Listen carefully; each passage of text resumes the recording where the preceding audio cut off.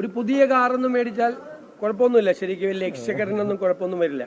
പക്ഷെ ഒരു പുതിയ കാറ് വാങ്ങിക്കാൻ ഞാൻ തീരുമാനിച്ചാൽ അത് ഭരണ സംവിധാനത്തിന് കൊടുക്കുന്ന റോങ് മെസ്സേജ് ആവും, തെറ്റായ സന്ദേശമാണ്.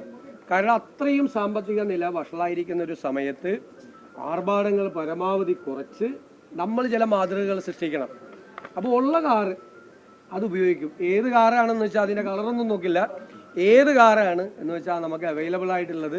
ഇപ്പോൾ തൽക്കാലം കാറൊന്നും പുതിയതൊന്നും. ഏറ്റവും കുറച്ച് വാഹനങ്ങൾ, ഏറ്റവും കുറവെന്ന് വെച്ചാൽ വിരലിലെണ്ണാവുന്നതിൽ താഴെ മിനിമം അത്രേ പാടുള്ളൂ. അത് ഒന്നും ഉണ്ടായിട്ടല്ല, ഞാൻ ഇതിനു മുമ്പ് പോയവരെ ഒന്നും പരിഹസിക്കൊന്നുമല്ല, അതൊന്നുമല്ല. അവർക്കൊക്കെ അതിൻ്റെ ആവശ്യമുണ്ടായിരുന്നു, എനിക്ക് അതിൻ്റെ ആവശ്യമില്ല. ഒന്ന്. രണ്ട്, നമ്മൾ ഇത്തരം ഘട്ടങ്ങളിൽ നമ്മൾ ചിലപ്പോൾ മുകളിൽ ഇരിക്കുന്നവർ അല്ലേ കൊടുക്കുന്ന സന്ദേശങ്ങളുണ്ട്. ആ സന്ദേശം ക്ലിയറാണ്, അത് കൃത്യമായിട്ട് നമ്മൾ കൊടുക്കണം. നമ്മൾ പത്രാസും ആർഭാടവും കാണിച്ചാൽ നമ്മുടെ താഴെയുള്ളവർ മുഴുവൻ കാണിക്കും. അതിനുള്ള ശേഷി കേരളത്തിലെ ഖജനാവിനില്ല.